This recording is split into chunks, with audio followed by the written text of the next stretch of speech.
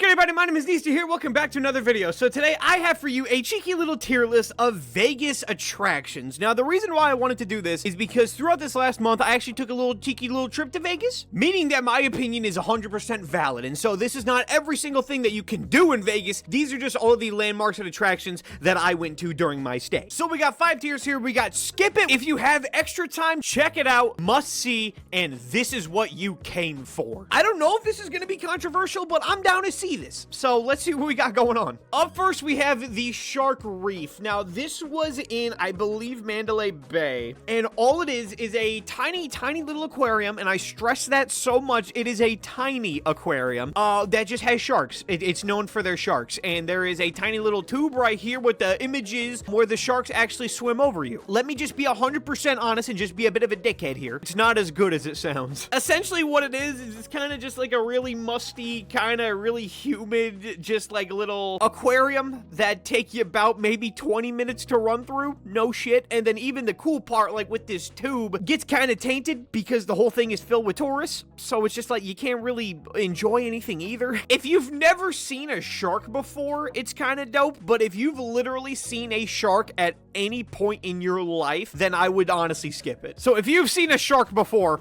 put it and skip it. But if you've never seen a shark before, if you got the extra time, it's not the world's worst thing to do. Next, we have the M&M store. Now, the M&M store is kind of cool because it just looks really fun. It's just like a nice little simple store to walk around in. I know on like the 3rd floor of the M&M store, you can do like a custom thing where you can make an M&M that has like an official print on it that you create. So if you want to put like a picture of like a puckering butthole, you technically could at the M&M store and put it on real, actual edible M&Ms. But aside from that though, it's just kind of a giant gift shop. That's literally all it is. It's just a big area for you to buy M&M's merchandise. There's really nothing else to it. Like, it's not a bad gig. It's also free to go in there as well. So, like, the Shark Aquarium, you have to pay an ass load of money to do. So, honestly, that's not worth it. But just the M&M store is a free thing. So, like, it wouldn't hurt to check it out. You're not going to lose anything by doing it. But what makes this one different than the Coke store, which is what I have next, these two are literally side by side. The Coke store is a bit different because it is, like, practically exactly the same thing in terms of just like a big ass gift shop of the brand, but the Coke store has something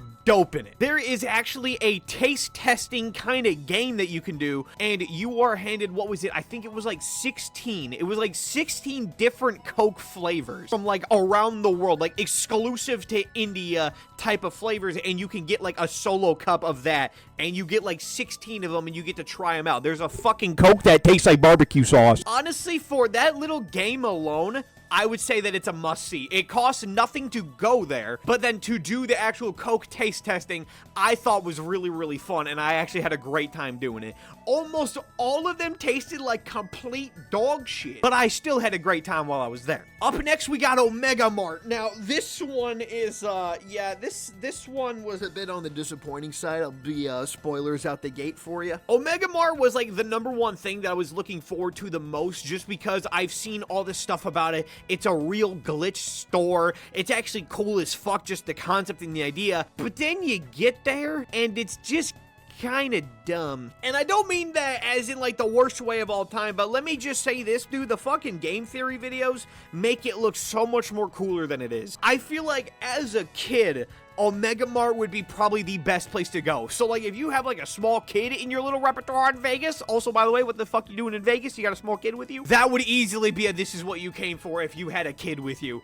But just a group of adults, it's not really worth anything. The actual store is kind of cool because they have actual, like, weird-ass items like mammoth chunks that you can purchase, and that's pretty fucking fire. But at the end of the day, though, it genuinely is only, like, one aisle of that. Like, of all the actual fake items where you can like really buy something in, there's only like no shit one aisle. The rest of it is just fake, like glued to the shelf, just props. But then you have the whole back room area, which is where you actually figure out like the lore and the story just at your own pace, doing your own thing. But what that entails is that you're kind of just walking around just a little kiosk just for, like, kids to dick around with. Literally everything at a Mega Mart that's past just the actual fun concept of the glitched out store literally is just, let's go in the back and just push some buttons and see some beeps and boops. That's kind of what it is. Like I said, if you're a kid, you would love it there, but as an adult, it's just like the novelty wears off shockingly fast. So if you're gonna go with like a 7-year-old dude, then you need to check this bitch out. But if you're just in like a big group of adults or anything like that, honest to God, man, I don't know where I would put it. Maybe if you have extra time, I might do that, because honestly, I had genuinely more fun at the M&M store,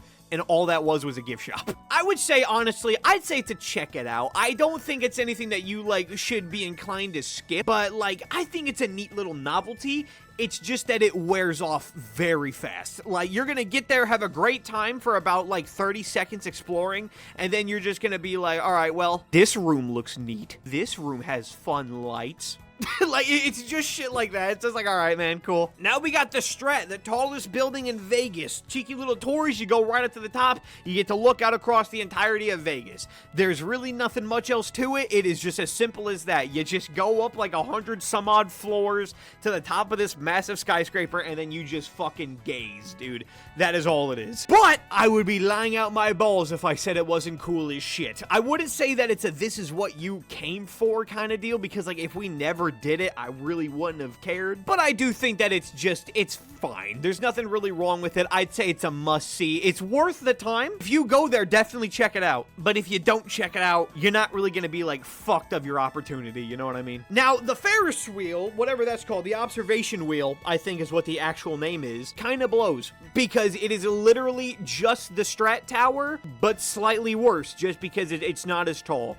That it's really just as plain as that. I guess it's more fun since it's, you know, like a Ferris wheel, but like I said, at the end of the day, though, it's just like, when you do the Strat Tower, the observation wheel is kind of just redundant at that point. Honest to God, man, I would really just say, if you have the time, maybe check it. I'm actually considering to skip it. Like, I didn't have a bad time on it, but it's just so irrelevant when you compare it to the Strat Tower. Maybe I'll put it in if you have extra time to go check it out, but it's definitely nowhere near a priority. All right, lads, check it out, right? Now we got fucking Ka. This is probably gonna age like milk, because this was just a one-time show, I believe. I don't know how long, like, Vegas shows last, and I don't know, like, how often they get swapped out or anything like that, or if they ever come back.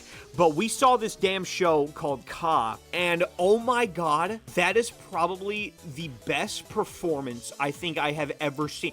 I have never in my life seen something as good as Ka was, man. Like, I'm not sure how mainstream this is because I'm just a small town boy, but, like, the stage, like, the floor of the stage literally rose into the air and became vertical. And then behind you in the seats, in, like, the scaffolding and shit, they had people, fucking archers, who would shoot the wall, which used to be the floor, and then there would be a fight scene using the arrows that got implanted into the wall. So you're watching fights that are taking place on a wall with arrows that are being shot at it. That is the coolest damn thing I have ever seen in my fucking life. And then it's even got humor as well. There's this part where, like, the main character gets beached, and he has, like, a fight with a giant crab and a turtle.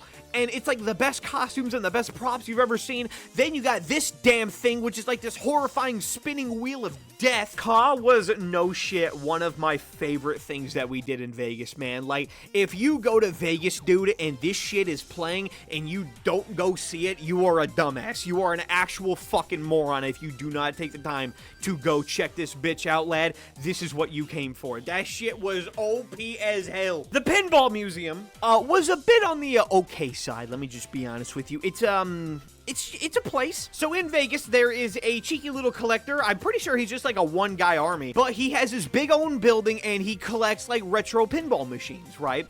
And it's kind of cool. It's just like a giant army of like 40 just pinball machines, and it's kind of badass. Except that's kind of just where the novelty ends, kind of similar to the Omega Mart. It's cool in the concept of that there's 40 pinball machines here, but it's also just like, you're only gonna really want to play like 2 of them, and then you're just kind of done. It's very, very similar to Omega Mart, where it's just like, it's a fun concept, it's a fun idea, but it just kind of wears out pretty thin, pretty fast. I guess if you're like a pinball enthusiast, it might be kind of badass, but at the end of the day, though, to me, it just kind of felt like just like a dirty warehouse just with a bunch of pinball tables in it. That's kind of what it was, to be honest with you. Honestly, man, I'm thinking something bad. I'm thinking if you have an extra time or maybe even to skip it, because like it's not a bad thing. Like there's nothing like really wrong with it. There's nothing to dodge, but it's also just like I'm not too sure it's worth the time. I don't know, it really is just like on the cusp of these two. Like it is very close. It is right in between skip it and if you have extra time. Honestly, man, I feel kind of bad for doing this, and it might even be controversial to me to do this, but I think I'm going to move pinball down to skip it, but I'm also going to take the Shark Reef with it. Just because, like, it's not a, like, I didn't have a bad time at any place on this entire list. Let me just say this. The pinball place did kind of piss me off a little bit, and so did Tournament of the Kings. We'll get to it in a minute. But, like, I didn't really have, like, a negative experience at a single one of these places, so don't really think of this as, like, a, oh, fuck this place, man. It's just, what I mean by skip it is just don't make it a priority. Don't go there with the intention of going to one of these places. Just, you know, if you see yourself caught in the moment, you know, feel free. Have a good time, but don't make the effort to go here. Now, the Las Vegas Sphere, man, the big guy, the new one, the main bitch of the hour. This pretty much is like the main event of Vegas. And let me just say this, lad. Yeah, no, it's fucking awesome. The Las Vegas Sphere on the inside is probably the most futuristic looking place that I have ever seen in my entire life. Like, they have giant robots, holograms, like, it just looks like the most futuristic dystopian place that has ever been made before, right? It literally is straight out of the fucking Jetsons. But then you actually get to the main event itself, the show. That's what it is. You go into this big-ass, like, movie theater type of room where the seats are damn near vertical. And you watch a giant 360 movie that plays around you everywhere. And by movie, I mean just essentially just a bunch of 4K stock footage. That's kind of just what it is. But my God, man, it is like the most breathtaking thing you've ever seen in your life. Like, I would much rather go to Ka just because there looked like there was way more like talent and like kind of on the edge of your seat type of deals with Ka. But like the Vegas Sphere, man, is just such a fucking experience, man. Like, you just have to. If you go to Vegas and you don't check out the Sphere at least once, man, what the hell, bro? Tournament of Kings. Let me just say this, right? This is gonna get me shot. If anybody, I think this is an America exclusive. I don't know if it is, but if anybody knows what Medieval Times is, this is kind of the same thing in practically every way. Now, I've never been to Medieval Times before, so the only kind of, like, experience that I've had with that kind of shit, the only history has been the Tournament of the Kings in Vegas. Let me burst your bubble and say I actually didn't really like it that much. Very, very similar to Omega Mart. This is definitely a place for kids. I think that if you're an adult, you could have a really good time here. Like, the food is not too bad and all that, but I didn't have any of it just because genuinely wasn't up for it. But I don't know, the Tournament of the Kings kind of felt like it gaslit the shit out of me a little bit, because what I thought it was going to be is I thought it was going to be a competition. I thought it was going to be like real actual competitions. They have like a series of like 8 different knights on horses and they do jousting, and I thought that it was going to be like an actual thing. Wrong. So what happens when you go to Tournament of the Kings is you get randomly assigned a seat, and wherever you sit is what country you represent. So we actually had Norway. We were representing Norway just by our own accord. And so they brought out Norway's knight, and then one by one, they bring out every single, like, country district's knight, and we all have to let out a big cheer for the person. And then not only that, but there's even more dumb shit that you need to do, and then there's, like, lore stuff that you had to sit through, and it just kind of felt a bit dumb, especially since, like, the premise of it, I thought at least, was just, like, a jousting competition. And so you sit there, and then, like, 30 minutes goes by until actually anything fucking happens. It's just this dude dressed up as a wizard just asking you to chant, and it's just that for half an hour. So they try to get you all hyped, they try to do a bunch of this stuff, and then the actual jousting begins where the winner already is decided, so there's no fucking point. And so we just spent the last half an hour gassing up all of the guys just for them to lose within 5 seconds of the actual competition part, because that's just what happened. It's just a bunch of 1v1s of jousting where one of the teams has a breakaway shield. That's all it is. And then it just gets followed up with the already planned winner just doing a bunch of choreographed fights. Like I said, for a kid, it'd be sick, but for an adult, it just felt like a giant waste of time. It's just like, why are we here? It's like, why are we watching this, man? Like, it's fine. It's just kind of dumb. Honestly, I don't think it's bad, though. Like, I know I've been clowning on it this entire time, but like I said, it's just a fun show. That's all it is. I just kind of was a bit blue-balled by it because I thought it was going to be just, like, real jousting. That's kind of what I thought it was. That's what I was painted it as. These three maybe were, like, an actual waste of time, but, like, I wouldn't say Tournament of the Kings was a waste of time. It has some good merit behind it. The Wax Museum, baby! This is kind of cool. That's about it. It's just a wax museum, but it's pretty cool. At the very end, there's like a nice like 3D showing of like a kind of cool like 3D Marvel movie, which is kind of sweet, you know, actual 3D. Like it genuinely worked. It actually kind of freaked me out. I mean, hey, it was just a nice little wax museum. I even left this little trinket on the chalkboard in there. So hey, if anybody sees it, if it hasn't been erased yet, check it out. I don't know how big of a deal the wax museum is to some people, but I literally had no negatives with it. It was just a cool wax museum followed up by a nice like 3D showing in a movie theater. Honest to God, I say it's a must-see. I don't think you're losing a single thing by going. Anyone can enjoy it. Anyone can have a good time. Fuck it. Check it out. And then last but not least, we have the Mirage Volcano. Now, the bad news about the Mirage Volcano is that it's never happening again. And we went there on its last day. And so we went there on its last showing. They're going to be permanently removing the Mirage Volcano. What did I think of it while it was up? It was fine. We walked down the Las Vegas Strip, which was pretty sweet. That was kind of dope, especially at night. It is the most vibe you'll ever see. But kind of, if you want me to be as blunt and as negative as possible, it kind of was just 300 people standing on the side of a street watching just fire and a geyser come out of just a big fountain. It's way cooler than it sounds, but that was kind of just what it was. It was just kind of just like eruptions of geysers and, you know, like little fire spouts and all that kind of shit. It's cool, but it's not something that you should rush to, especially since it only takes place at fucking 11 o'clock at night. You can't go see this again anyway, but honestly, I would also put it as in if you have extra time, it's not really worth skipping it. If you had the ability to, definitely go see it, but it's also not something that like, hey man, if you're just tired, bro, you're not really gonna be missing much if you just skip it. All right, my boys, and that is my Vegas attractions tier list. Now, like I said, this is not everything, obviously, that there is to see in Vegas. There's not just 11 places to go look at, but these are the ones that I saw. These are the ones that I have actual memories of. These are nice places. Not a single place on here that I have a bad time at. I was kind of disappointed with Omega Mart and Tournament of the Kings, but like I said, they're still cool. They just weren't for me. So honestly, if you are in Vegas, feel free to check out any of these things. You will like practically all of them there. It's just, these are kind of like a list of priorities, not really a list of how quality they are, if that makes sense. So what did you think of my list? Did you think it was right on the money? Or do you think it was all completely ass backwards? Let me know down below. So I'm ending it off right there. So if you enjoyed this kind of content, then the buttons are down there. You know what to do, and have a good one. So goodbye. See ya!